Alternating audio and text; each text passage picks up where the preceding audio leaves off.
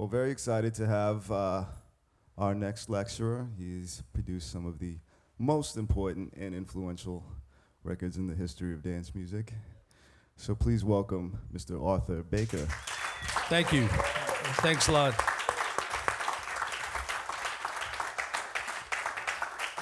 I get a bit scared when you say lecture, though. That lecture, that reminds me of school, and I flunked out, so I don't... It's like Inside the Actors Studio. Yeah. You seen that show? Yeah, that's okay. That's what we're doing right now. Cool. So. I'm ready for that.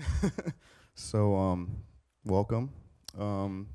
You're living in London now, and yeah, I moved there about 11 years ago, and I'm thinking of moving back, but I'm waiting till Bush is sort of thrown out of office. And you did some of your most famous work in New York, but you're originally from Beantown, Boston. From Boston. Yeah, as you are, right? Originally, yes. Yeah. The city of Boston, as they say. I guess Boston, for those unaware, with the states and the dynamic of some of the cities in the northeastern United States, traditionally thought of more as a rock city, rock and roll city. A lot of famous bands that come out of Boston. So you obviously had an interest in other areas. How did that manifest itself, and how did you find outlets for what you wanted to do in living in Boston? Well, I mean, with Boston, you could say that the bands who had come out of there had been bands that weren't particularly dancey, but there really wasn't dance music back then anyway, so there was no hip-hop. So it was more, Boston had a big sort of soul scene and a disco scene, early disco like Philly. So basically, when I was a kid, I used to listen to, there were two radio stations. One was BCN, which was really important because it was a rock station, but they'd play everything. They'd play Al Green, they'd play Gamble and Huff stuff, the OJs, Joe Simon. So you would hear things, not just rock and roll. And then there was a radio station, WILD, which was a great soul station. So basically, I got my education through radio. I think back then, radio was the most important. Radio and record shops. I'd go hang at record shops, and as soon as I could work in a record shop, I did. So, what shop were you working at? I worked at one in Brookline called Soundscope,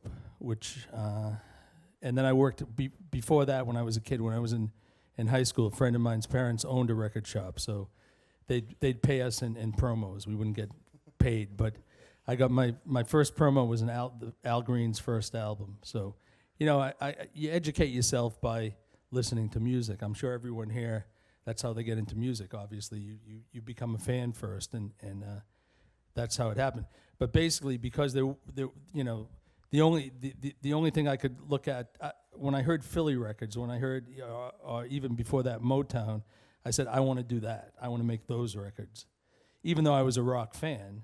But I didn't see myself being producing rock bands because rock and roll wasn't, as far as I was concerned, a producer's medium, even though it was. But in my head, I'd look at the Gamble and Huff records, and I'd see Gamble and Huff wrote the song, and the OJs would sing it. So I figured that was for me. That's what I wanted to do. I wanted to be able to write the songs and then have people sing them, because obviously I couldn't sing for shit.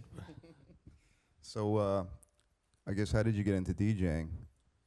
To get free records, really. Right. Because back then, DJs didn't get paid much of anything. So when I started DJing in 73.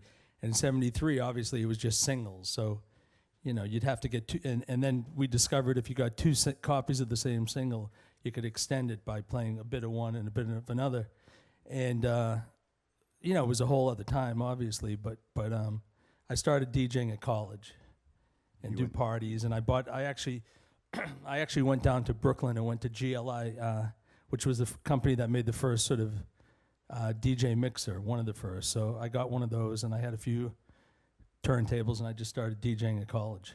At Hampshire College? Hampshire College, right, yeah. Which is in Western Massachusetts. So it was a little bit easier to get to New York from Hampshire. Yeah, I mean, most of my friends at college were from New York, so we used to go on the weekend. It was like less than 2 hours. So we'd go down and we'd go to Downstairs Records, which was probably the first dance music shop anywhere, I would guess. It was just dance music. So we'd go there and get records, and then we'd go to record companies, and I'd say, oh, I'm a big DJ in Amherst. They wouldn't know the fucking difference. So they'd give me all the records. I mean, to this day, I have every Fania record put out from 73 to 77 because I said, basically, I play salsa, which I did. I got a gig at a club called Rashid's, which was an Arab club, and I played salsa there. And so I have, they'd give you the records. They'd say, well, there's a chance someone's going to hear it if someone's playing it. So what was DJing in Boston like after you left college? Because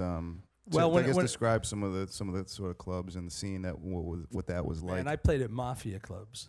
I would play at like the worst shitty mafia clubs. There used to be these clubs called Heydays. I don't know if you remember them. It was sort of a chain of discos in 1976 that were all in dinner clubs in like places.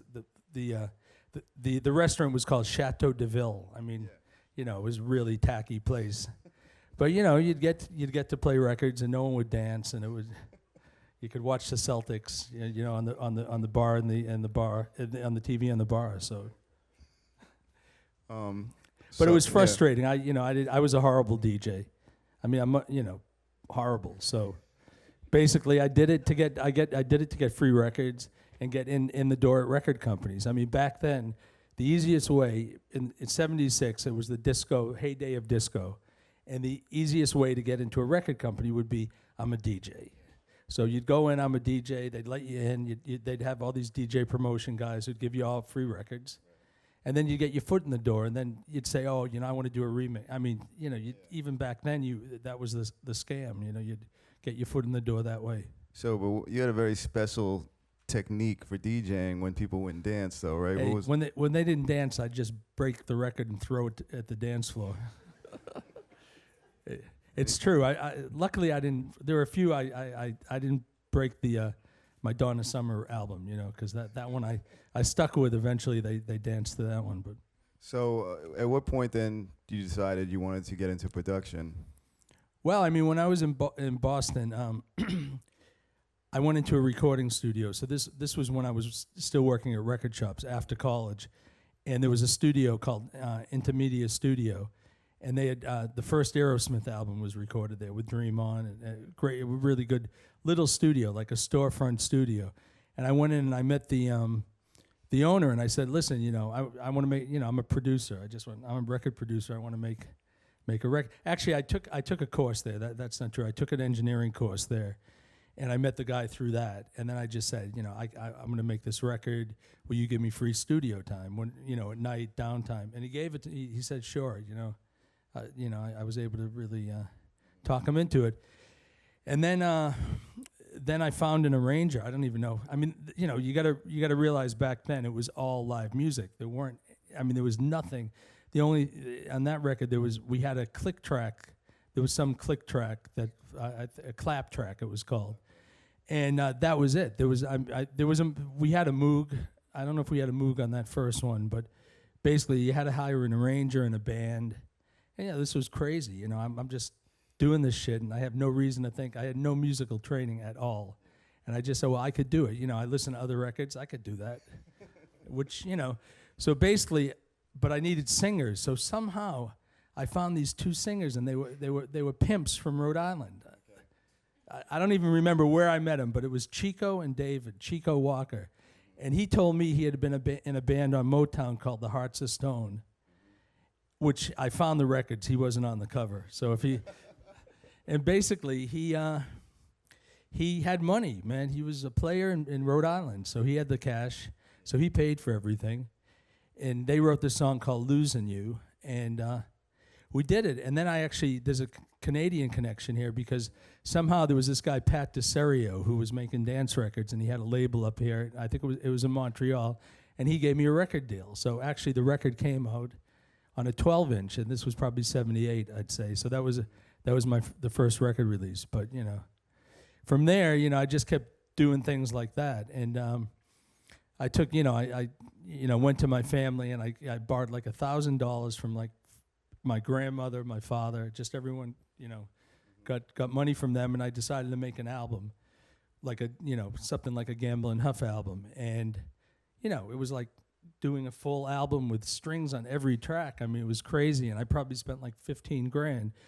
And then I ran out of money, and luckily, Tom Moulton's brother, Tom Moulton, who was sort of the first remix guy. He's done all the Philly things. He used to mix all the Philly things. So his brother, they were from Boston. His brother was living there. He heard it and he said, "Oh, we love the songs. We'll buy it from you, but we're going to re-record everything." So this was the first time I got fucked in the record business. So listen up for this one. So basically, he said, "Well, here's this money, and you'll get publishing," because I wrote, I'd written all the songs, and he said, "Well, we just want the tapes. We're not going to use them, but we just want them so we can listen to them better." So of course I gave him the multi-tracks, and then a year later it came out as TJM, it was on Casablanca Records, and he used everything I had done, and he just sort of remixed it or mixed it. Yeah. So that I got a bit screwed on that one, but at least it came out. My name was on it, so that was before like Happy Days or any of the North End stuff. So. Okay, so talk a little bit about how you got to do the North End stuff. Well, I had a friend, this guy Russell Presto, who was a drummer, and he was a DJ, and he had played on some of the sessions for TJM. The TJM thing, basically, I met Maurice Starr through that, and Michael Johnson. These were all people who I'd work with later on, and who went on to do really big things. New Edition and New Kids on the Block and stuff like that. So basically, Russell was a DJ, really great DJ and great drummer, but very anal guy. He used to hang up his socks. I mean, he was one of those guys. So basically, but he had because of that, he had a really good. His sense of rhythm and timing was amazing. He could play to a click track, even back then, which was really uncommon. He'd practice to a click track. So we went in. The two of us went in, and we were going to do a percussion album. Now this was, before breakbeat albums, before any of that stuff.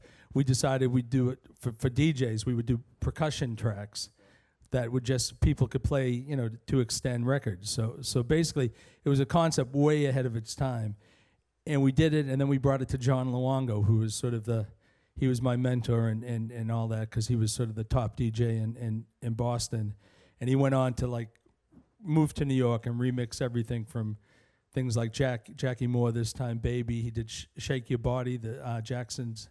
So I mean, he was actually the first guy to leave Boston and really make. I mean, he did amazing. If you Google him and the things he did were, he was the number one guy really in early late 70s. So we tried to do this thing. It didn't work out, and we decided we would do a group, and then we found this guy, Tony Carbone, who was going to Berklee School of Music. So he was actually a real musician.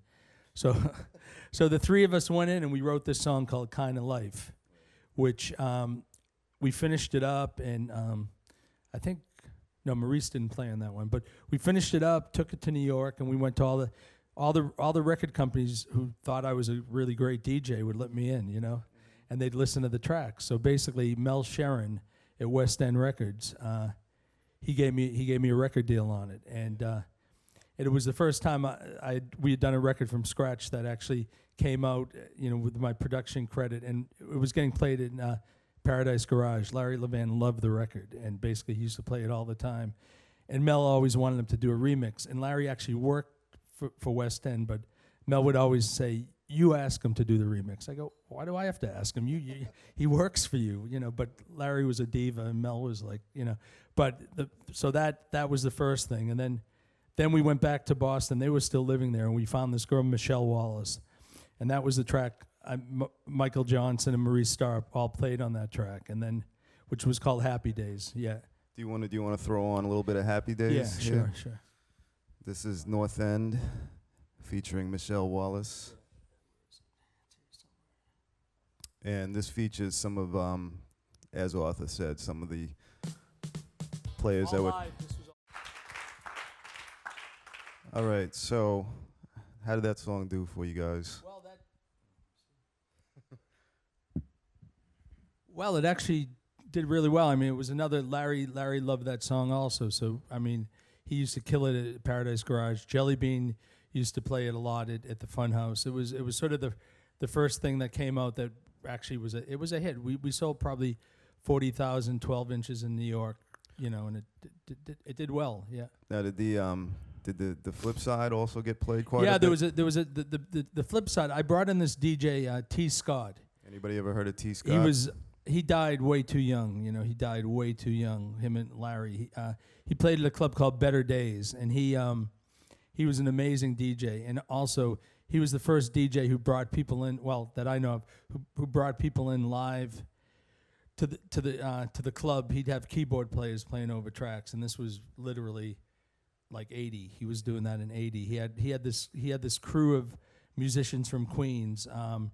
This guy Andre Booth, this guy T Funk, who ended up playing with James Brown, the drummer, Charlie Street, who played the guitar on that, sort of the George Benson-y type guitar, and Andre Booth, who was Marley Marl, ended up being Marley Marl's production partner and played on anything Marley Marl did. Andre did all the music. So basically, he turned me on to those guys who also played on Happy Days, and then I had him do the mix. So it was from an early time I realized that it would be a good idea to bring in really good DJs to come in and help on the mix and get their feedback on it, which I did even North End, the one Kind of Life, the first one in West End, I had John came in and helped out Luongo, and this DJ Day Night Jacovitis from Boston, who was probably one of the best DJs I ever heard. So I'd always bring in a DJ from back then, even because since I was a bad DJ, I'd bring in good DJs. It made sense to me,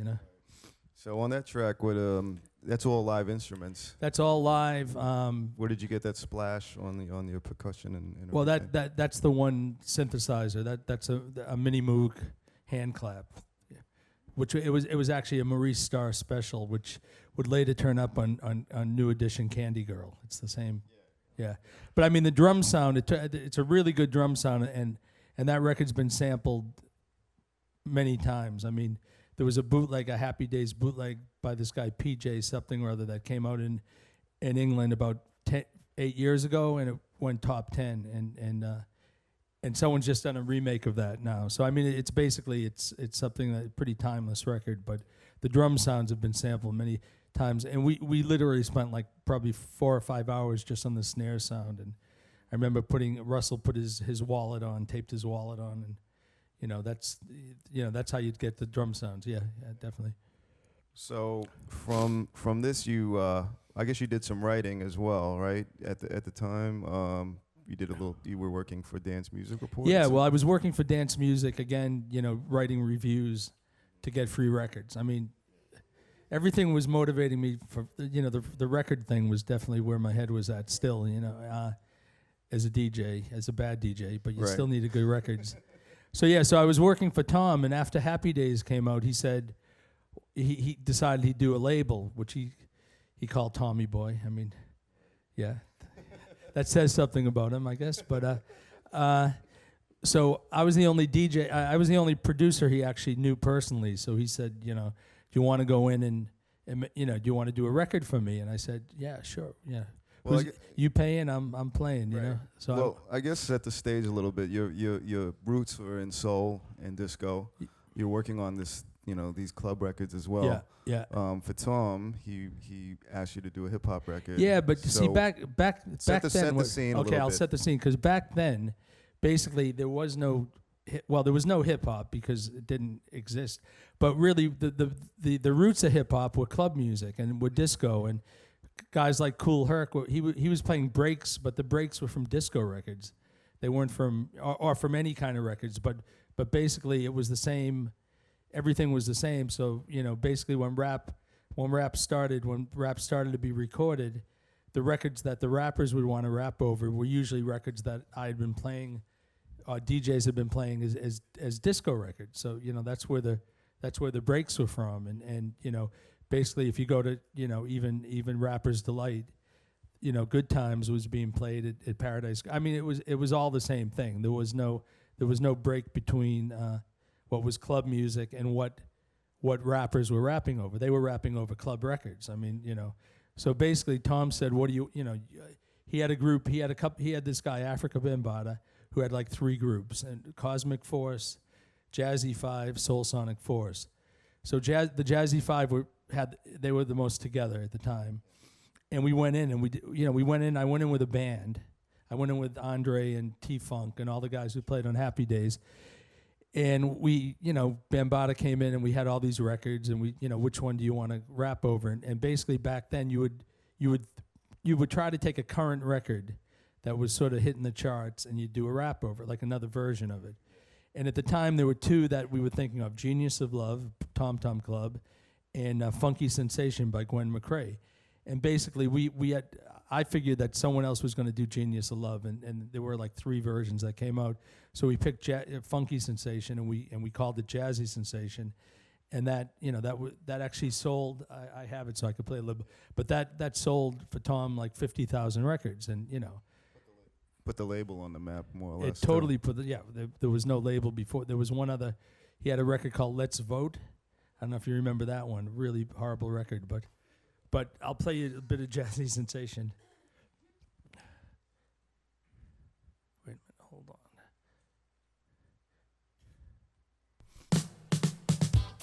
No, that actually sounds really good. I like that. Not bad. I'd sign it. What happened to those guys?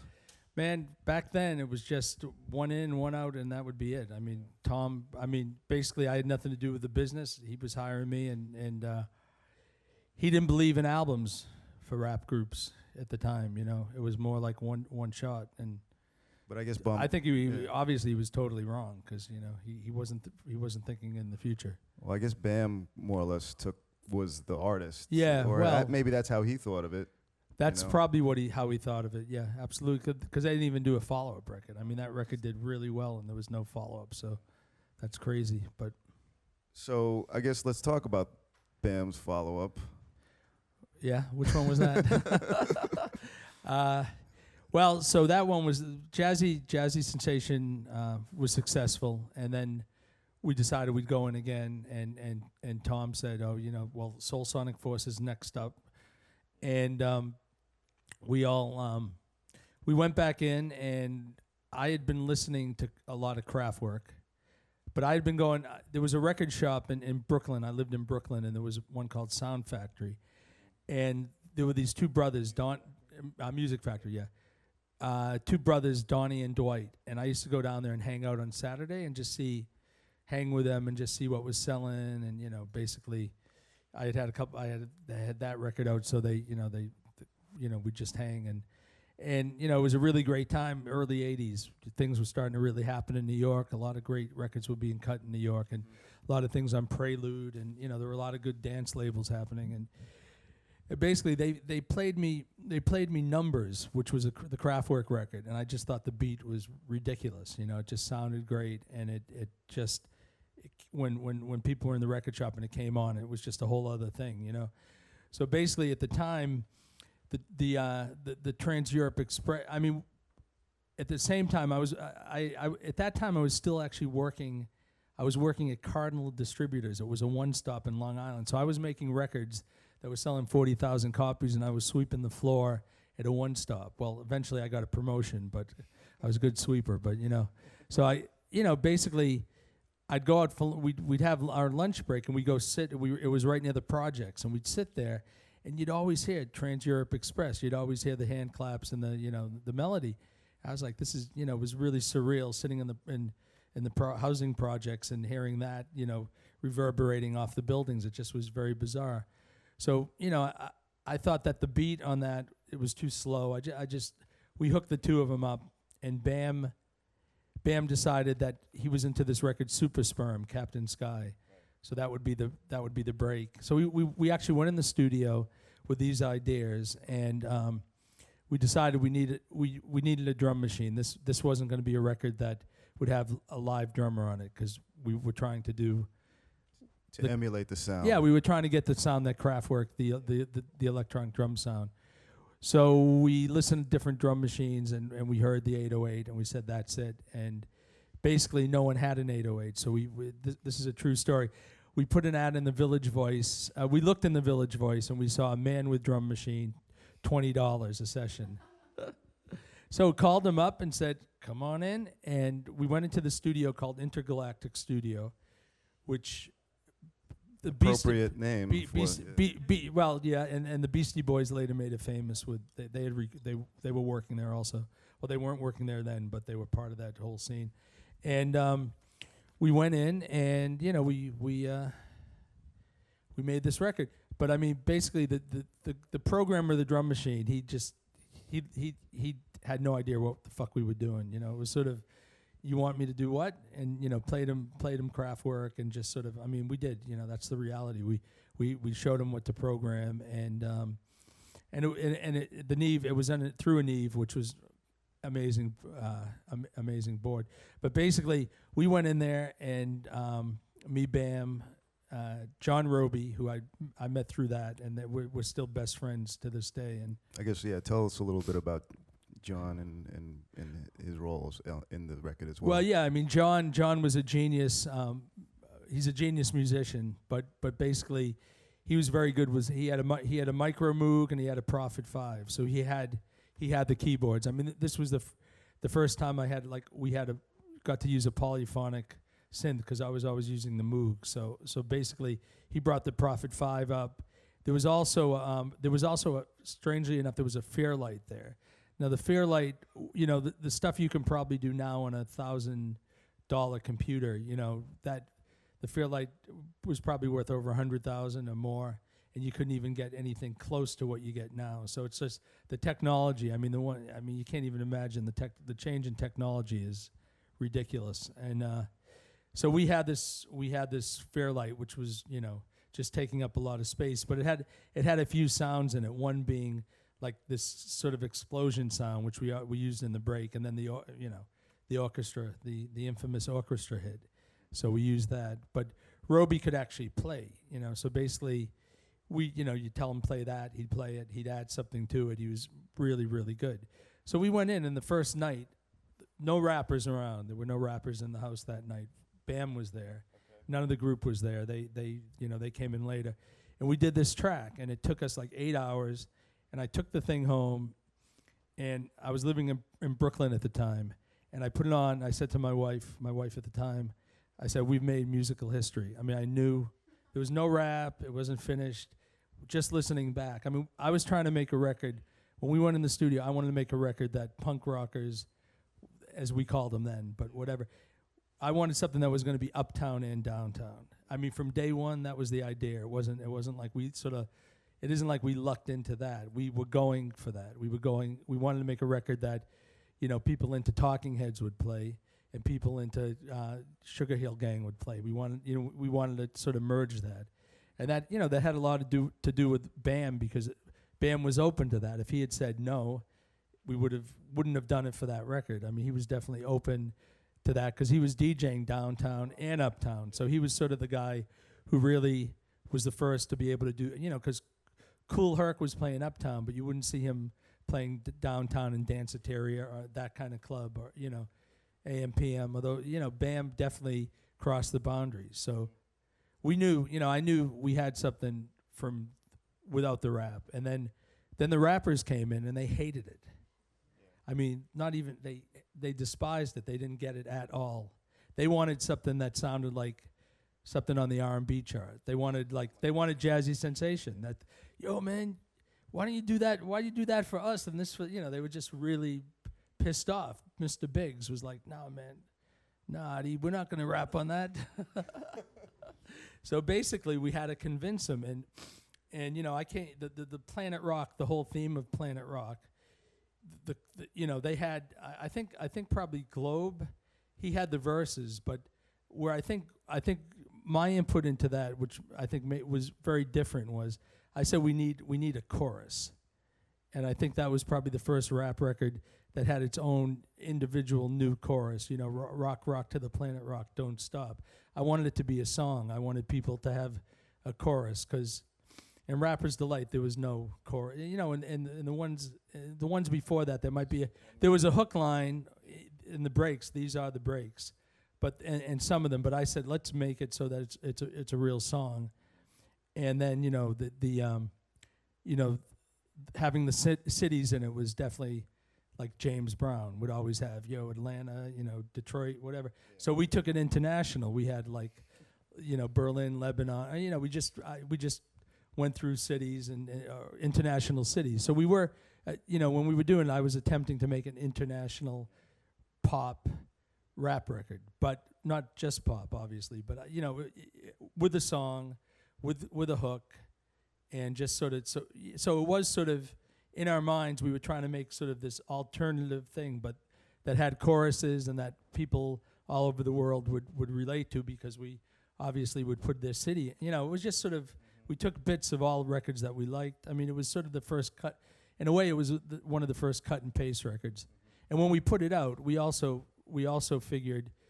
I always said when I was being interviewed then, it was similar to like jazz artists taking bits, quoting things from other records, which I thought it was. It was sort of. Well, what about for a few dollars more sort of melody on the keyboard? That was John. He came up with that. That was just, he said, "Oh, listen to that." He just played it. I mean, and at the time we had a feeling we'd get in trouble with Kraftwerk over the Trans-Europe Express melody. So he played another melody which ended up being used on Play at Your Own Risk. Okay. We recorded Play at Your Own Risk and Planet Rock on the same night. Like all the music was done in one night and on the same piece of tape. Not like later on the tape. Actually, we used the same drums and everything. So, yeah. So that was a good night. Well, we've heard it before, I think. Hopefully, do we have to? You wanna? Let's throw it on. Just. All right. Let's see if I can find it here. Where is it? Planet Rock. Party people. Thank you. Thanks. Thanks.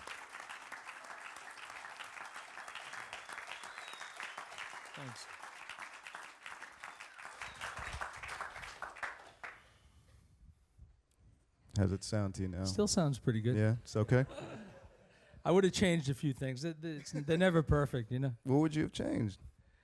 Well, I probably would have punched in over the z where he forgot the lyrics. That is where he forgot lyrics, right? Well, there's a few places. Powwow was always the bit of the loose end of the Soulsonic, but I said, that sounds pretty cool. It's a great improv. Yeah.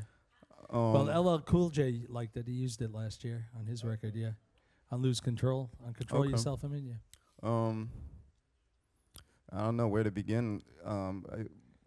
I mean, so much has been spawned off of this. Yeah. No, it's cool to listen back to it and see where it was.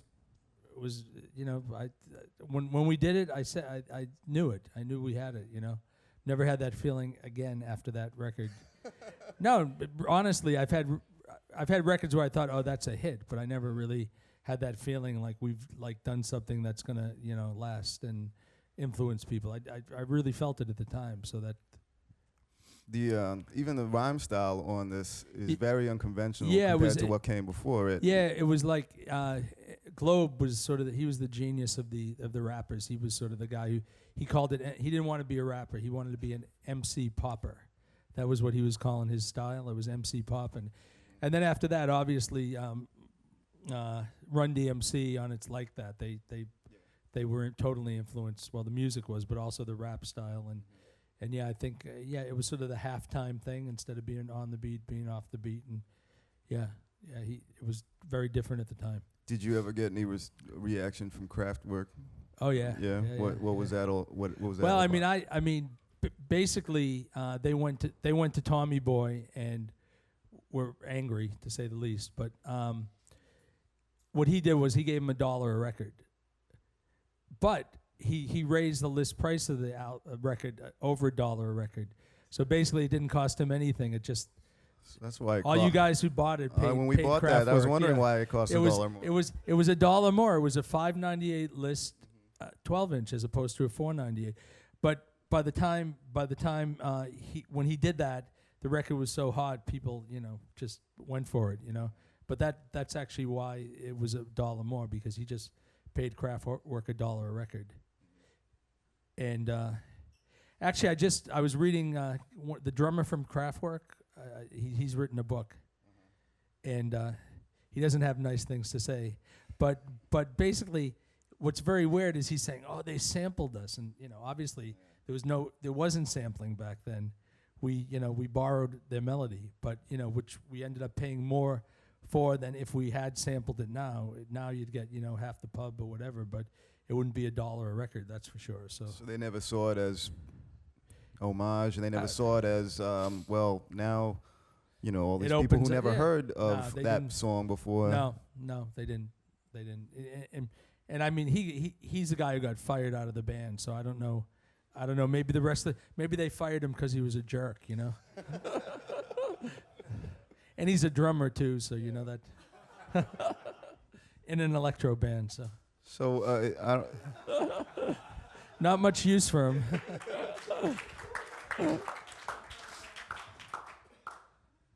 I mean, so does anything stand out as far as the profound sort of influence of this track? Well, on when all different genres. When of music? when I listen to it, it's like even to the bit the captain, the Super Sperm beat, the Captain Sky beat that's sort of in the middle when it changes beats, and there's that melody that you mentioned.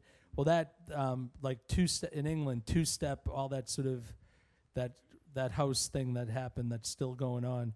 That was the beat when that whole thing came. There's obviously Miami bass. Yeah, I mean you can go through it and see where different people, and drum and bass definitely. So yeah, it was obviously it hit all those things. So. Well, having done strictly live instrumentation on your productions before, this really took you in a whole different world and direction. It was the technology. It was the record plus the technology coming about. That was the big change, because basically, as someone who wanted to write their own music and do their own thing, there was no way you could do that having to hire musicians, because musicians always think they know better, so they don't really listen a lot of times. So when I wanted more control. I didn't want to have to bring a band in to make dance music. I thought that, even though obviously the things I had done before worked and it was great, but it just, if you wanted to experimenting with a live band is not the most cost efficient thing to do, right? When you're paying people. So. But you would still use studio musicians on the other remixes. Yeah, but you'd use one guy. I mean, me and Roby did stuff, and then I used a guy named Fred Czar, who ended up doing all the keyboards on all the Madonna records. I mean, you'd have one person, and you wouldn't have. I mean, it was basically not having to use drummers, first of all, and from there things became easier. I mean, obviously, and then the more technology and sequencing, and it just things moved on. Music moved on from that point. We just happened to be there right at that time when people took it seriously and started making instruments, and the technology was growing. So basically, there were these new machines coming out every week, but the whole idea of using a Roland drum machine on a record, before that, Hall & Oates had used the drum machine on I Can't Go For That. Sly had used drum machines. I mean, people had used them before, but this was the first. Well, so it wasn't the first one to use it, but we were definitely the first one to use a Roland. And then from there on, like Jam & Lewis and all these people started using Rolands. And I remember the first time I heard a Jam & Lewis record on the radio using a Roland, I was just really depressed. I said, "Oh man, we're done." Someone else discovered the Roland. They found the ad in the Village Voice, apparently. Yeah, the same one. And the thing, and basically the guy who did the drums for us, who programmed for us, he wouldn't take a check. This is a true story. He wouldn't take a check, so we only had we paid him $20 cash, and because he didn't take a check, we didn't remember his last name, so he never got any. He didn't get credit. It was like Joe. Joe, and he never even came out of, I figured he would have come out of the woodwork at some point. He never did, So, it's crazy. In the wake of this, and I'm assuming you weren't sweeping floors anymore at the One Stop. No, that got me out of there, actually. That was it. A few more people knocking at your door to well, do not some at things, that point. Actually, at that point, I was also had started my own label with a friend of mine from Hampshire, from college, and basically we had put out a record right at the same time. Jazzy Sensation came out first, then I started my label called Streetwise, and then we put out a record by this guy Pee Wee Ford, who was a bass player from Washington D.C., and basically it really flopped. Okay, so at the same time I'm putting out on my label Pee Wee Ford, Tom puts out Planet Rock. So my partners were, should I say, a little upset with me, right? So basically, then we went and so the next record I made for my label was Walking on Sunshine, which it wasn't as big as Planet Rock by far, but it sold like 400,000 12s, and it was huge club record. So basically, after the two of those, both of those in succession, and basically, Walking on Sunshine was a pop hit in England. It went to number 4 in the pop chart.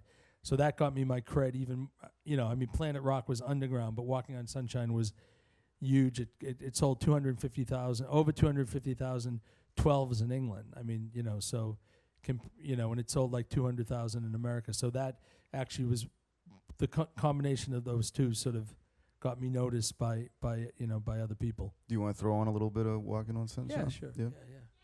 Yeah, okay. Let's see. We've got one fan out there. Let's see. I know I have it somewhere. So that was a big hit, a radio hit, a pop hit as well. It was a pop hit in England and in America. In New York, it was like the national anthem. It was huge in New York, it was. I mean, it was built. It was sort of done with a team. Pee Wee, the guy who did the record, the first Streetwise record, played bass on it, and he was in that band BB&Q. Okay, on the beat. Yeah, he played on that. And then there were people like Bashiri Johnson, who's played on everything ever. He did that. Fred Zarr, who ended up from there going on and playing on all the Madonna records, played all the keys, and it was an Eddie Grant record. And the two guys singing on it were the guys from the Music Factory record store, who were my friends. So they. So that was Rocker's Revenge. Rocker's Revenge, yeah. So that it was sort of, and it was the idea for that record came from being in a Paradise Garage, and Larry used to play the original. There was Eddie Grant did the original a few years earlier, and basically used to play it, and I really loved it, and just thought I could do a, better version of it, I think, and when it hit, it actually I became really good friends with Eddie because it really brought his career back, and he used to play it live, and when he was on tour, and he'd always thank myself and Rocker's Revenge for getting it back out there. So I guess some of these songs were like you said, pop hits overseas. Some they were huge in the clubs. Well, maybe just set the scene a little bit of the different clubs in New York and where things were being played. Yeah, I mean New York at the time was, it was definitely the heyday of clubs, like from 81 to 84, places like Paradise Garage, the Funhouse, Better Days, Danceteria. Those were probably the main ones. Bonds, where in Times Square, where the famous Clash Week residency was. So there were like all these clubs, and they were all not small clubs. They were all like 2,000 capacity clubs, and they were just all kicking off at once. And there'd be little bits of musical differences in them. Like for instance, the Funhouse, Jelly Bean Jelly Bean played everything. I mean, really looking back, the best clubs for me were Paradise Garage and the Funhouse, and both of those DJs would play anything. Larry was playing the Clash. He was playing, he was really open to anything that would get people dancing. And at the time, it wasn't like now where there's so many things coming out all the time.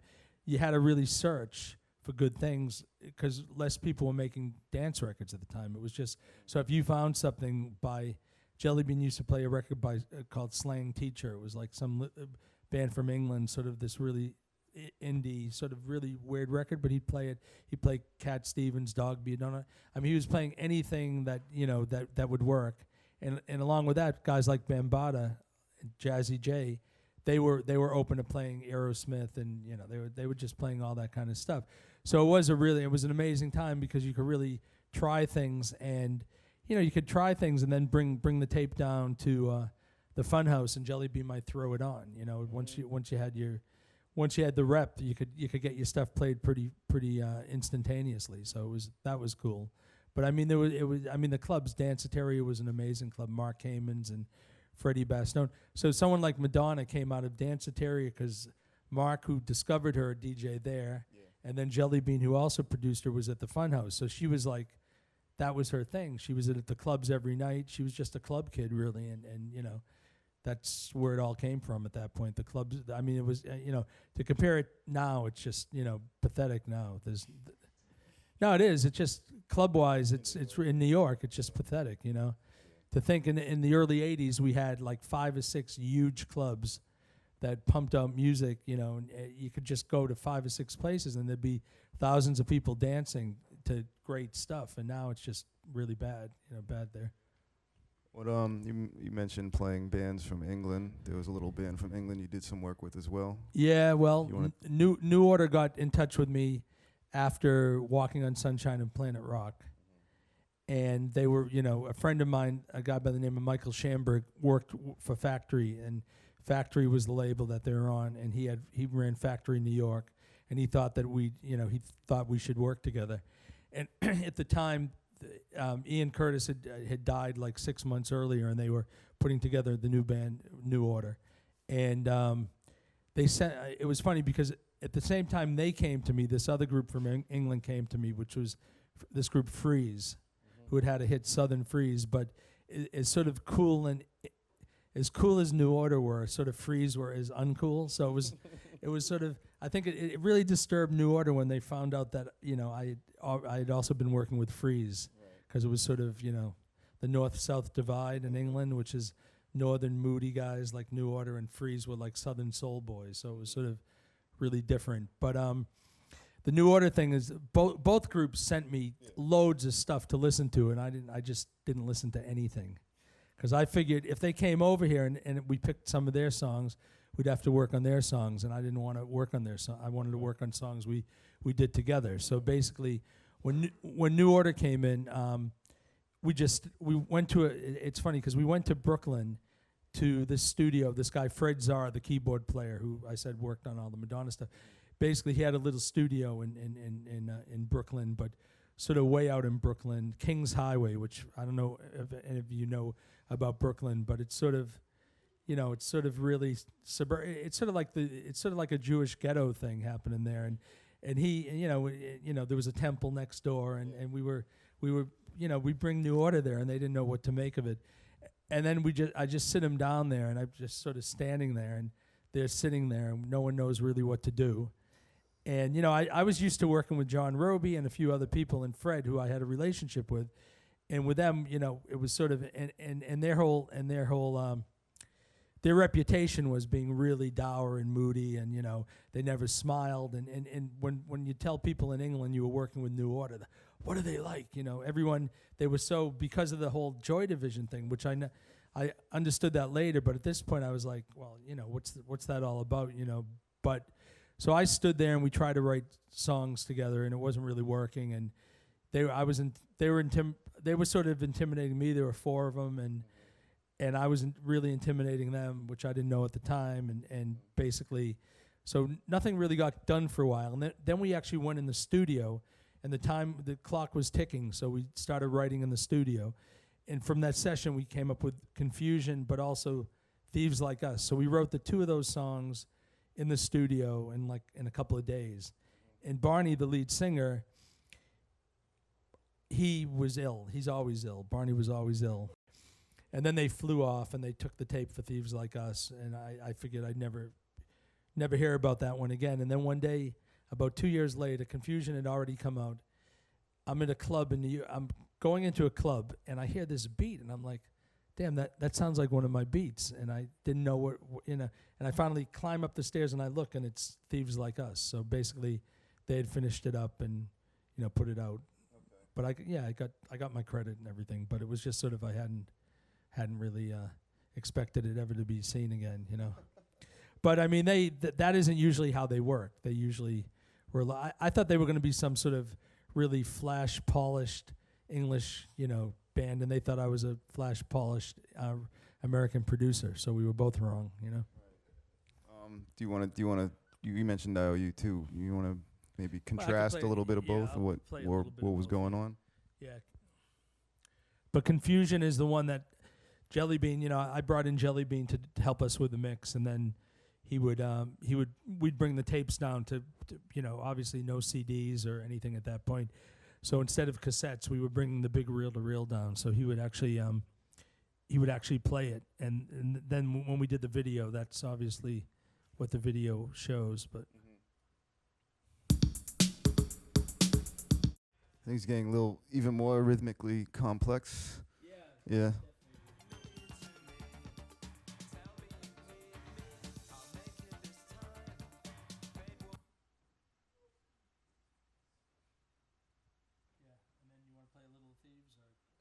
Sure. So this is the other track you did with the band. So after your experience with them, you guys never decided to, well, you said that they felt intimidated by you. Like so after the songs came out, though, did your impression change from one another? Well, yeah, we've been friends. I mean, we're still friends. Hooky and I DJ together all the time, and Barney and I go sailing, and we're. No, got past that initial. We're great friends. Yeah. I guess at this point, a lot of other bands are getting to do remixes as well. Yeah. Basically, what happened after those, and then I had Freeze IOU, and that was like number 2 in England, and a really big record. And but at the same time, all that's going on. There's Soulsonic Force waiting for, because Tom decided, well, that was a big enough record that they should have a follow-up, So basically, all this time that I'm working on all these other things, we're trying to come up with a follow-up for Planet Rock, which was obviously really difficult to do. I mean, we were just, basically, because what was happening was everyone was sort of biting off what we had done, and so I thought, there's no way we should do the same thing. We have to do something different. And, that beat became so, that was, we couldn't go even close to anything with that kind of tempo or beat. So we were looking for another perfect beat. So that's how looking for the perfect beat came about, because I just, I was making myself crazy. And at the time I rediscovered drugs. So think about trying to make a follow-up to Planet Rock doing lots of cocaine.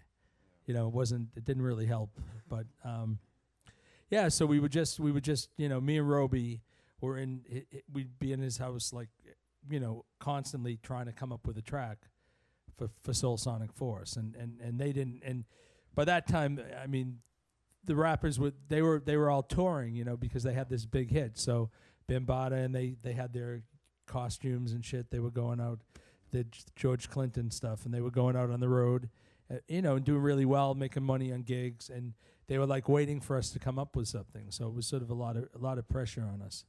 So was that more or less how you dealt with the pressure? What, drugs? Yeah. Of course, yeah.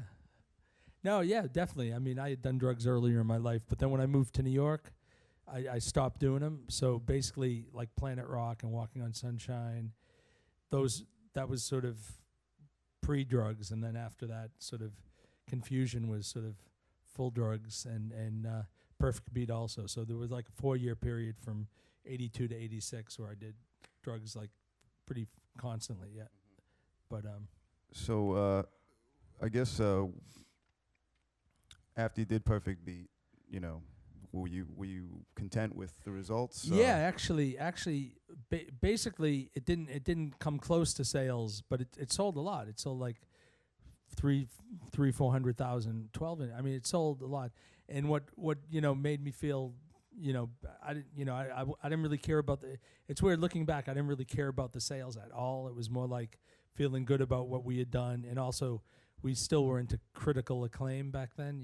We still thought, if critics liked it, then that made us feel better, and it got voted the year it came out on New York Times Single of the Year. So Robert Christgau and Robert Palmer, I forget the guy who did, but it was, and basically, the thing is with the record, it's a really different record, and it wasn't geared to any. When you listen to it, it's dancey. It's sort of got all these elements to it, but like over the years, it's probably been sampled as much or more than Planet Rock. So it's sort of like that's the one that the guys at Miami based, they've taken every keyboard part in that and turned it around. And I mean, recently the LL Cool J record used the entire rhythm track slowed down, and DJ Holla. I mean, it's been sampled a lot, but at the time I just thought, yeah, this is really good.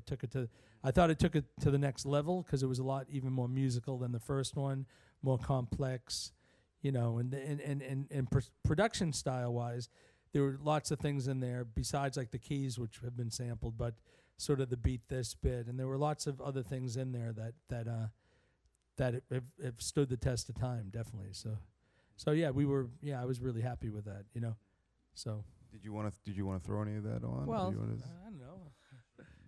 I like hearing that one because just to give everybody an idea of contrast a little bit. Yeah. Well, see if you can hear the drugs in there.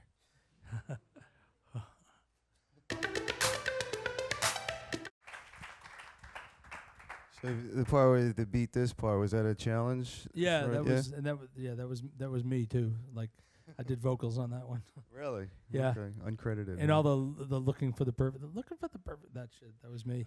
Wow. No, I did all the bugged out shit the rappers wouldn't do. They were like, "Nah, we're not doing that." I was like, "Okay, I'll do it." I mean, rappers are notorious for being fickle about rhyming over something. Yeah. What was their reaction when they heard this? When they came in, they trusted you again. They didn't really. No, they still liked the concept. Like Globe liked the concept of looking for the perfect beat. He liked. I had to sell him on each one on Renegades of Funk, which was the next one. Basically, he thought being a renegade was something bad, and I just had to say, I said like Martin Luther King and Malcolm X are renegades. So basically, that's that.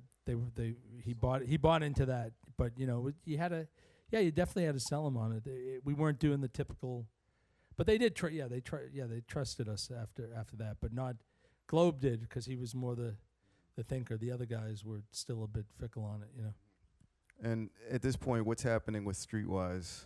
Well, Streetwise put out IOU, so they were really happy because that sold quite a few records, and also then my friends from Boston, Maurice Starr and Michael Johnson, they used to. I was living in Brooklyn still, like '82, and basically they used to crash at my house when they'd come to town, and Maurice had come to town with some demo, and he had gone around and played it for everybody, and he said, "Oh man, I got this group, and they're really good, but no one's going to give me a record deal." So he played it for me, and it was a demo of Candy Girl. Mm-hmm. So I said, "You found the place, because I'll definitely put it out." So basically, we had Candy Girl. I mean, I finished that up with him, and then we did the album, and the album sold over 500,000. I mean, it basically put Streetwise on the map. So Streetwise took off at that point. You also had a chance to sign the Beasties. Is that true? Well, the Beasties, Adam Yoke he worked in my studio. He was like an assistant engineer. He used to get on his skateboard and go downtown to Chungking to pick up the drugs. It's true. He used to go down on his skateboard. But basically, so I tried to get them a deal and took them to Manhattan Records because a friend of mine was the A&R guy there, and they were doing a gig at a pizza at the club. I think the club was called the Pizza Club. It was in a pizza parlor, and the guy, my friend, wouldn't wait. Like he was going out to the Hamptons that night, so he didn't stay for the gig, and he ended up passing, and then they got signed to Sony. So, but you also had your dealings with Rick Rubin as well. Yeah, well, when Streetwise started taking off, I wanted to do a label like more of another label that we could just put 12s out with, because we figured Streetwise we would put albums out. So basically, Rick came up and he brought that. He had been working with Jazzy J, so he brought "It's Yours" to me, and I said, "Fucking great," because I thought what that record did that no other rap record had done at the time, was bringing sort of a live element, the cuts, and it really felt like you were at a rap club. So it really felt that, and the beats were fat, and so I signed the record, and but it's really funny. Side story is Rick was really. I mean, the guy's a genius, because back then even he was so sold on his logo, and he made us. We didn't want to put it out in a. We didn't want to. We had a Party Time sleeve, and we didn't want to put out his thing. And then he said, "No, you got to do it. It's a deal breaker." So we did it was the first Def Jam record with the sleeve and the crimson thing, and yeah. And then we ran out because we thought it would sell 10, 15,000. Ended up selling like 30 or 40 at the time, and we kept putting it out without the sleeve, and he got pissed off about that. But as Rick would, But Rick wound up just doing his own thing with yeah, CBS. well, of course, yeah. He met up with Russell, who was another friend of mine, and they met after they sort of met after that record. Yeah, Russell wasn't involved in the first one, and then yeah. So Streetwise eventually, what went happened under. with that? Well, it went under because basically what happened was all my partners had gone to Harvard Business School, so they all thought they knew what the fuck they were doing, obviously.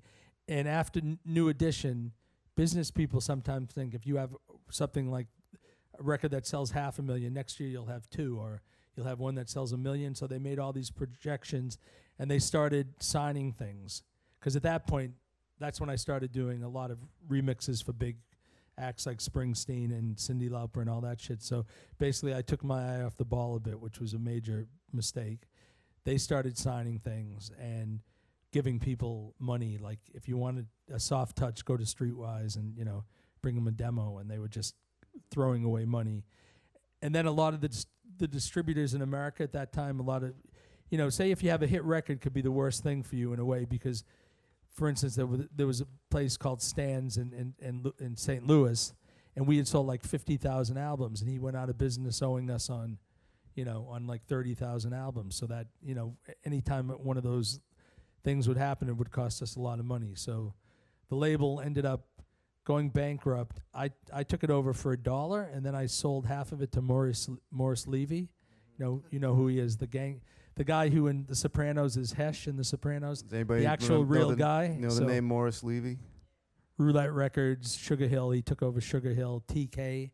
He used to take labels over that were going bust, and he was a connected guy. Yeah, he basically, when you see The Sopranos, when you see the guy Hesh in The Sopranos, guys like Tony Soprano were in Morris Levy's office daily, and I'd go in there, and they'd be all sitting around in their leisure suits, and no, it was just like that, seriously. So basically he took it over, and finally he ended up with the label. I just sort of stepped away from it,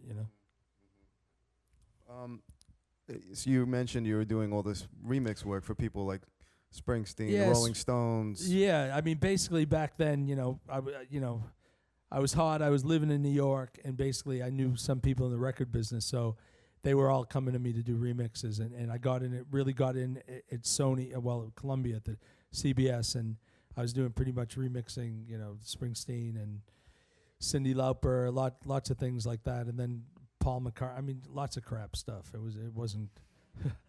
There was some. The Springsteen stuff. There's some good mixes, and Rolling Stones, but I did like Bonnie Tyler, and I did some really questionable stuff, but. The money, the money was ridiculous. It was like $25,000 for a remix, so you don't pass it up. How much? What was your? How much time was devoted in the studio to working on those sort of things? No, there was time put in. It wasn't like, obviously, if you're doing a remix for Paul McCartney or the Rolling Stones, you're not going to just sort of like throw something down, But at that point, I was doing lots of drugs, so.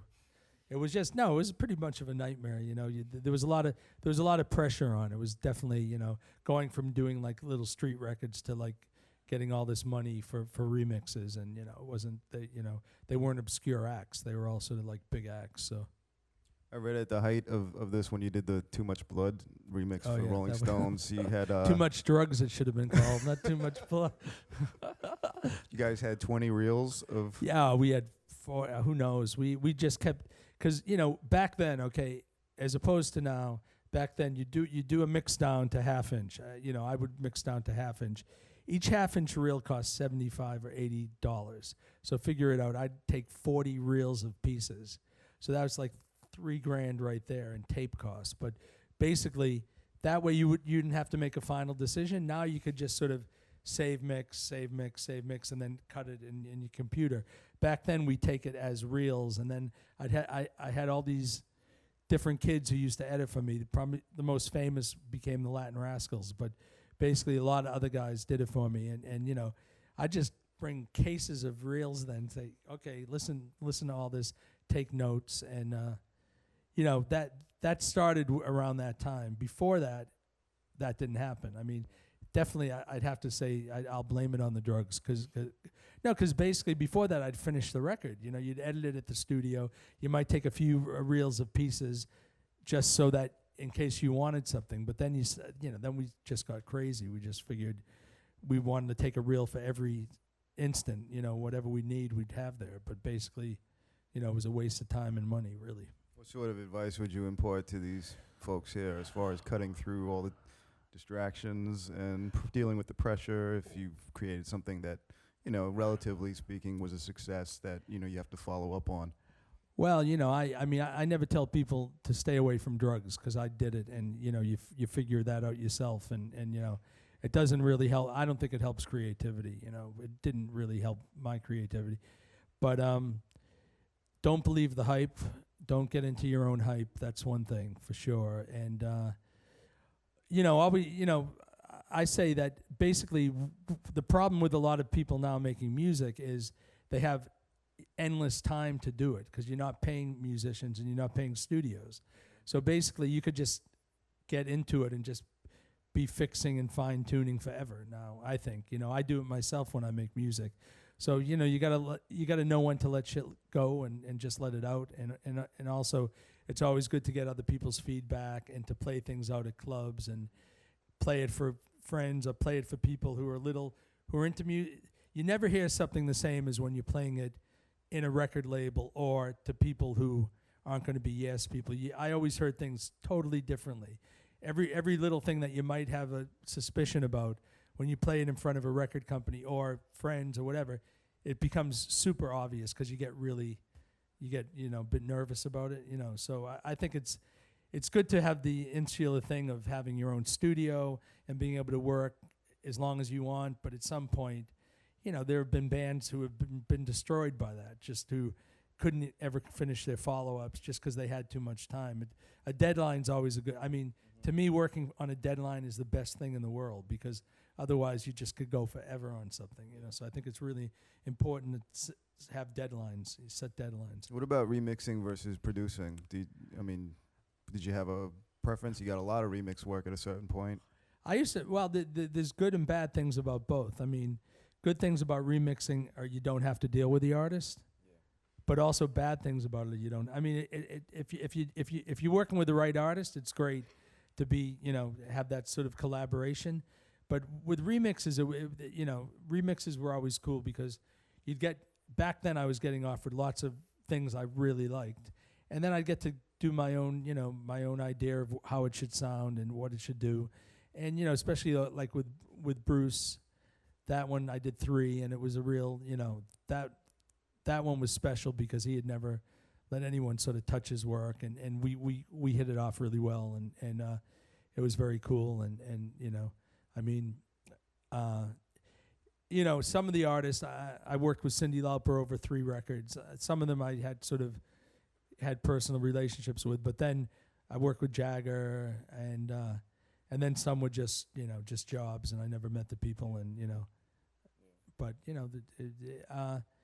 and then producing, I never really did many albums, because usually I'd get demos of stuff, and I just didn't want to sit around for like 6 months working on things I didn't like. I mean, I turned down one of the one I mention a lot is Tony Wilson came over from Manchester and said, I've got this new band, and you got to hear it. And he played it for me. I said, the songs are shit.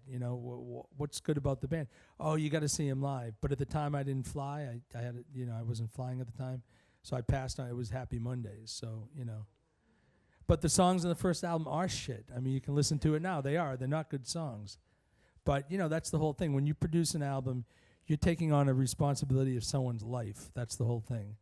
That might be their only chance in life to get ahead, and if you don't believe in it, you shouldn't do it. I mean, doing a remix, sure. You give me the money, I'll do a remix. But producing a band and taking their life in your hands is just a whole other thing. I didn't want to do it unless I really believed in the band and the material too. I mean, Is there something that stands out as far as the remix work that Well, you did I that like. you want to I play? mean, I'll play one that's not as obvious because I really like hearing it, and it was one of the Springsteen ones, but it was this one here. Had the boss like that one? Huh? Had the boss like that Well, one? but he loved it because basically he hadn't done that song live at all, and when they called me up, they said if you could come up with something that he could actually do live, he'd really like it. He needs help on a live arrangement. So when I did that, they ended up starting to play it with that arrangement. So that was At a certain point, you know, music evolves a little bit differently. Yeah. Changes. How did you deal with the changes in the industry and how it affected your career? I probably didn't, and that was probably a bad thing. I just kept doing what I was doing at the time. I mean, I did started doing solo things, and I was offered like a deal with Columbia. They offered me like my own label, which I turned down because I was, sort of thinking of my partners at Street. This was before Streetwise went under, so that was a major mistake. No, I made tons of mistakes business-wise. That's the other thing. With business, don't depend on yourself. You should have someone you really trust to talk to about business things, and business advisors are really important. Once things start going well, you should always have someone you could talk to about it, because basically, and preferably not lawyers, because lawyers are scumbags usually. So, it should be sort of someone else, someone who's good at business but not a lawyer. That's what I would recommend. Yeah, no, because it's true. You're never prepared for success. No, I don't care who you are. You're never prepared for big success. So you really, that's like one of the main thing I learned back there. Too late. It was a bit too late, but it's good to have an advisor. Business-wise, definitely. I mean, you were kept producing, through all this time and Oh everything yeah, as well, yeah, and working yeah. on I was things. doing lots of stuff. I mean, I did my Al Green like I said, I was doing my own. I did the Beat Street movie with all those songs. I did Breaker's Revenge, and then after that, I signed Will Downing, he was one of my background singers. I got him a deal at Island Records, and we did Love Supreme, which was like top 10 in England, and it sort of started his career off. I was still doing, I was still doing stuff, definitely. Did the Sun City record, doing things like that, doing all sorts of projects, but never really got the band. I was really particular about producing bands, and I passed on a few that I should have sort of gone with, and, just. What were some of the other things that, if you don't mind? Oh, Tears for Fears, things like that. I mean, none of them were great. I passed on producing the Red Hot Chili Peppers. That was dumb. That was a dumb one. Again, I didn't, I was really, if I didn't like the demo songs, I just would go, I couldn't, it would, to me, Quincy says you can't polish shit, and it's true. If you think something's bad, you're not going to be able to get beyond that, Well, that's pretty much true to what you've always done as far as your roots in soul. I mean, it's all about a song. Yeah, so I mean, basically, it's even to the extent, for most of the time, the remixes that I was offered, it would have to be, I'd have to like the song usually. I mean, back then it would be, the Paul McCartney thing was an exception because it was so much money. But other than that, you couldn't turn it down. But yeah, it was always about the songs for me. Even to this day, it's sort of, now songs, I'm not going to say songs aren't as good now, but I don't get offered the best ones to do remixes on. So it's sort of, in this business, you're usually hot once, and if you're lucky, you get hot a few times, and then, you just sort of hold on and do things that you like, which is what I still do. And, I've had, in the last 15 years, I've had peaks and valleys and done things that you don't expect to be things that work out. Like I did a remix on a song that I sort of liked, but I didn't really love, and it was the biggest selling single of all time in England, which was Babylon Zoo, Spaceman. So basically, that sold millions, and it was just a remix gig that, I thought, oh, it's an interesting song, did it, So, there's been that kind of thing, especially, sort of comes along, too. You've also, you're DJing while you're here as well. Well, I'm a better DJ than I used to be. Yeah? Are you going to throw your MP3s on the floor when people dance, or Yeah, that would be. Yeah, it wouldn't have the same effect. I have a feeling. I could throw my computer on the floor though. That you could do that. that might have more of an effect actually. What got you back into doing that? Well, coming full circle. Well, I was living in England, and basically, what happened was I started DJing a bit just because basically it's fun and it's good money and you get to travel. Those three things, get to travel around. And I had been DJing I was at Barcelona for Sonar, and I DJ'd. And then the next day, Fader magazine they were doing a story on New York, like it was it was about 4 or 5 years ago, and they wanted me to write an article, which I was writing on the beach in Barcelona, as you do, sitting on the beach and writing the article. And I ended it, and I said something about, and now maybe I can return to New York. So then I thought, return to New York, that sounds like a good party name. So basically I started doing these parties in New York called Return to New York, and we were bringing people over, like we brought LCD over. It was the second gig they ever did. So I started DJing through that and basically, throwing the parties and really got back into like the whole club culture again. And so that, I do that because it keeps me in touch with clubs and I stay on top of new things, new acts. And obviously now with the internet and shit, I'm down with all that. So it's sort of, but you have to, nowadays you have too much information and too much opportunity in a way. And, there's no record stores anymore, and soon there won't be CDs, and it's totally changed. It's all a new thing now. Yeah, what do you think of the whole sort of transformation? The record stores to me have always not just places to, as the other lecturers who've been here have said as well. They're really centers for communities. Well, like I said, I worked from the time I was like 13. I worked in record shops, and I always would hang out in record shops. Even in England, I'd hang out at Rough Trade. And so, the bottom line is what's happened is the blog sites have sort of taken that over, except it's not the same thing as hanging out in a place. Places like Palms Out and other ones, it sort of serves the same purpose. There is sort of that community thing, but it's not being in the same room. It is a little bit different. And that's why places like Rough Trade are really special. They've opened up another one in England in East London, which is a club, and it's got everything. So it's sort of, I think for record stores to exist, they have to do things like that. It has to be more than just a record shop, because records, aren't going to be, soon they won't even be released. I think pretty soon there won't be a lot of people putting out vinyl anymore, I don't think. Well, not as long as some of us are around. Yeah, no, there'll be some. There will be some. But it's basically now you got to look at it differently. Than you can't live in the past with it. It's the reality of the situation. Is sales are down. Going into music now is a different thing than it was when I went in. In '78 or whenever. It's like 30 years ago. It's totally different. Now. It's just a different, but technology's different, so you have more freedom. You can do it less expensively. People who would never have been able to afford to go into a studio now have their own studios. So it's sort of, it's great, but then the thing you still need is a good idea. You need creativity. So, all the computers and plugins in the world don't give you creativity. Creativity comes from your heart and your mind. So it's sort of, if you're creative, to me, if you're creative and good at what you do, especially now, there's more of a chance that you could succeed to a lesser extent. It's harder to get to the top, but I think people can get their music out more. I just went to, case in point, on MySpace, I found this singer on MySpace who got in touch with me, liked her music, found out that she lived in Alabama, and it was electro. Like I thought, electro from Alabama sounds interesting, right?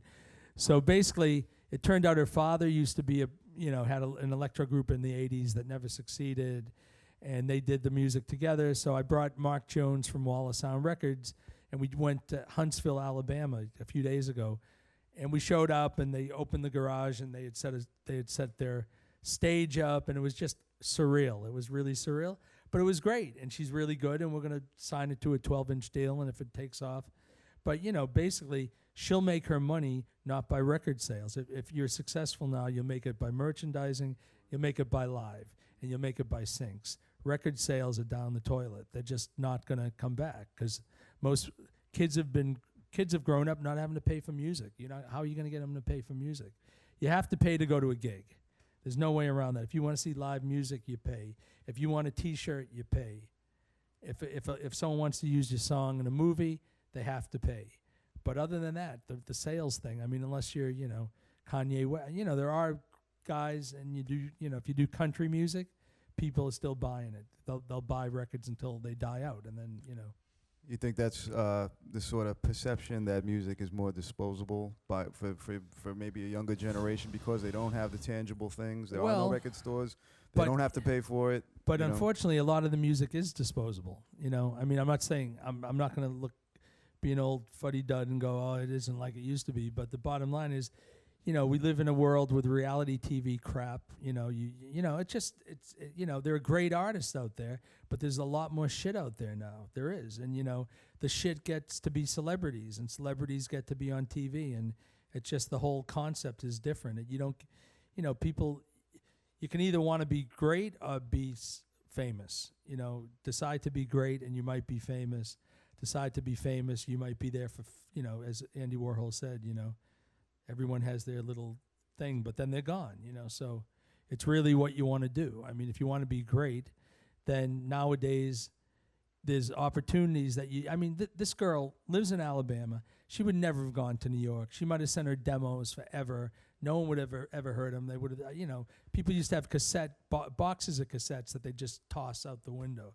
And, no one would ever hear it. But now it's you have that instant connection. So obviously, if you have something good, I mean, people send me things on MySpace or and all that stuff, and I listen. If it's really good, I get back to them and say, hey, when I heard her stuff, I said, oh, this is fucking great, and basically took it further. So I mean, there's a lot of stories like that, and I do think that that makes it a lot more possible for people to get where they want to go in it. But obviously, the fact is more people are doing it. So it's sort of maybe it's actually percentage-wise, who knows what the deal is. But you have more control in things now. I mean, you definitely do. It's just a matter of, is there more creativity now? Are people hearing?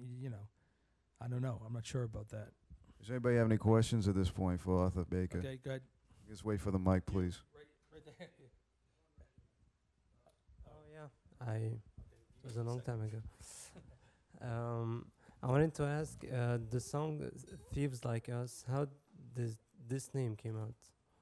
How did it come about? Yeah, the name "Thieves Like Us." The name. Yeah, the name. I just gave them the name. I mean, then they wrote it. Then, what I would do is I'd always come up with titles for songs, and then we'd write them together. So I don't know where I came up with it. There was a book, a movie, Thieves Like Us, or something at the time. But yeah, it was just. Then when they wrote the song, obviously the lyrics had nothing to do with the title, which was something New Order always did. Blue Monday really. There's no chorus about any blue on Monday or anything. Yeah. You talked a lot about how important songs are to you. What do you look for in a good song, or what makes a song good to you, and who, in your opinion, is still writing good songs? Oh, that's a good question. Well, I think I'm a real big fan of the White Stripes. I think Jack White is clever. To me, a song, it's obviously a chorus, a lyric that you just catches you, and also if you're hearing a song demo, just like an acoustic piano and a vocal, to me that's obviously the most purest way of hearing a song. And but then if someone sends me a demo and there's like a really great guitar riff, I mean, it's all that's more a great record, I guess. But song wise, it's always lyrics that you can relate to and a chorus that you want to sing, that hooks you, and like with this girl that I'm going to work with, they just had, it's just one hook, and you can, there's different things. One hook doesn't make a great song. That might make a great record. A great song is great verse, lyrics, that you want to hear again, that relate to my, I might hear a song and go, wow, that's a great, that's a really well done song, but to me, it does. If I don't relate to it, it doesn't relate to my life. So as you get older, I guess what you look for changes in a song, really, in a way. Could you tell us a little bit more about the soundtrack for Beach Street? How Oh, that's an interesting story. Basically, a friend of mine named Stephen Hager wrote this article for Village Voice magazine, and it was about sort of the scene at the whole breaks. Well, it was the whole up and coming dance scene and rap and graffiti and all that. And basically, he asked me. He said, "Listen, can I include you in the package to try to get the deal for a movie?" And basically, he went to this guy David Picker, who was a big producer, and David Picker hooked him up with Harry Belafonte. So we started doing the movie, and Harry wanted to get involved in the music, which was bad, and then his son wanted to get in, which was actually worse, and then all the rappers were really pissed off because it wasn't showing the real thing. They were like, "Artie, this shit ain't real," because it was basically there was no drinking in the movie, there was no smoking in the movie. Now, if you're involved with that era, everyone was always smoking, everyone was always drinking beer. They didn't.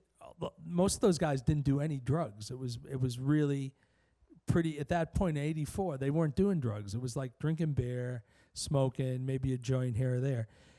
So there was sort of a dichotomy in the album. So basically, I fell out with Harry, and the rappers were all pissed off, and basically I did Break His Revenge, and I did a few of the other tracks. And This Could Be the Night, and a few other things, and then I got Melly Mel and Bernard Fowler to be in on it. But it wasn't like a great experience, because by the end, I didn't even go to the premiere. I had nothing to do with, basically it wasn't really a great time in my life, even though I'm really, Break His Revenge, I'm still happy with the track, and it was sort of my first solo thing, and it was, it was cool, but basically if you watch that movie now, I mean, it's funny, and it was the first one. It came out second, but we were definitely on it first. So it was the first sort of rap graffiti movie, but it's just it's so Hollywood and so clean. Everything people are wearing just looked too clean and new. There was, it just didn't have the lived-in feel of like Wild Style, which is obviously the shit. That one's great, but it was okay. It was cool to be involved in it, definitely. And the music in it, there was some good stuff and some shit, like everything, Okay. Hi. You mentioned you were talking about too much information and a whole generation of kids growing up where they don't even have to pay for music. Yeah. It seems to me like in that climate these days, it's getting harder and harder to shock people. Like when Planet You Rock can always shock people, man. I was going to say, you when can always shock people. To me, I'm still, every day I listen to music and it doesn't happen often, but you can always come up. To me, it was always, if I heard something in a club and I went, "What the fuck was that?" And you can still do that. That's not, it's not as often, but, basically to me, first it would be, "What the fuck was that?" Or, "Shit, I wish I had done that."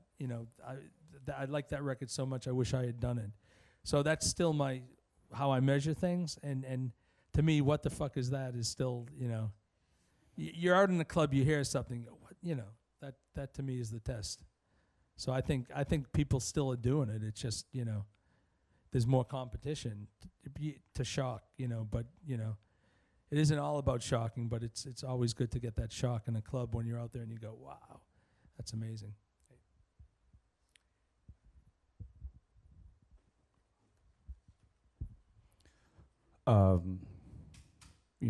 Quickly, being in my 30s, I've listened to a lot of music, and I used to listen to, rap, hip hop, whatever you want to call it early on. What was it like, putting out a record like, Planet Rock, or just, working with MCs in a time that I feel, it's a kind of a form of music that most people felt was absolutely uncool, and most people thought it well, was. I think just overall, that MCs and rap and hip hop, like it was just not a cool thing and whatnot. So Well, when I was doing it, it wasn't a thing, because it was back then. It was just starting, so there was no preconception on what it was. It was just it was something that came out of New York, and basically people in New York who would hear it, the kids, thought it was incredible, and other people thought, oh, it's a passing fad. You know, the first time I heard about rap I was working with a guy named Joe Bataan, who was a Latin singer. He was on Fania Records, and he said, oh, there's guys. This was before I met Bambaataa. This was years before, and he took me up to the Bronx, and he said, there's guys up here talking over records. That's what he said, and he said someone's going to make $1 million out of that. That I'll never forget that. He said that someone's going to make $1 million. We went up, heard what they were doing. We went back in the studio. He did a record called Rappo Clappo, which I worked on, co-produced with him. And you know, it came out. It did okay. This was before any rap came out, so that was thought of as novelty. You know, no one thought it was going to go further. And then Sugar Hill came out and started doing records. And you know, in the East Coast, man, rap from '81 or '82, after Planet Rock, Grandmaster Flash, that was never thought of as not being cool. That shit was cool. That was, you know, what cool was. That's where cool came from. You know, really. So it wasn't. Maybe later on, like somewhere else, they were saying, "Oh, rap." You know, I mean, I have to be honest. You know, at first I was like, you know, will rap exist in 10 years? I had, you know, I had my questions about it too. I thought it might have been a passing thing also, but you know, after a few years, you know, you couldn't deny that it was the new. It's actually the only new music form to come out in the last, like, to me, you know, I mean, there's electronic music, but I think rap is a genre that didn't exist 30 years ago. I mean, I don't know if we'll ever see a new genre of music in our lifetimes, in your lifetimes or mine, that's a new genre, you know, like. You know, basically, rap created a whole new genre. It didn't exist before 1976 or whatever it was, 78. Well, also at the time, I mean, those records you're working on, now we always think of it in terms of categories. Well, here's, you know, club or disco and this, but, you know, those were being played at the same clubs at the same time. Everything was the same. So you'd hear like, you know, you'd go to Paradise Garage and they'd be playing, they'd play Rappers. The first time I heard Rappers Delight was at Paradise Garage, which was definitely the coolest club in the world. So it was sort of, people were open, man, back then. They were open, so that you didn't, you know, maybe like older people would say, oh, rap, what is that crap, or whatever. But, you know, the bottom line is they'd say that about you know, anything new.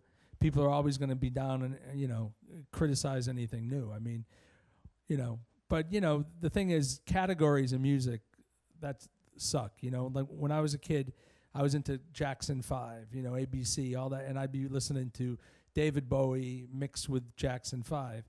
And you know, if you're open, you got to be. Musicians should be open to all forms of music. You don't have to like it, but you should at least you got to respect all forms of music, whether it's country. I mean, you know, Ray Charles did his famous country. I was just at the Country Music Hall of Fame, big display about Ray Charles, and he was like, he grew up listening to country. So when he was successful, he went back and did country, and he made a great country album. So, and people were like shocked, you know, black guy doing country, but he grew up with it. He did it best of anyone. So it's sort of, you got to stay open to all forms of music, you know, I think.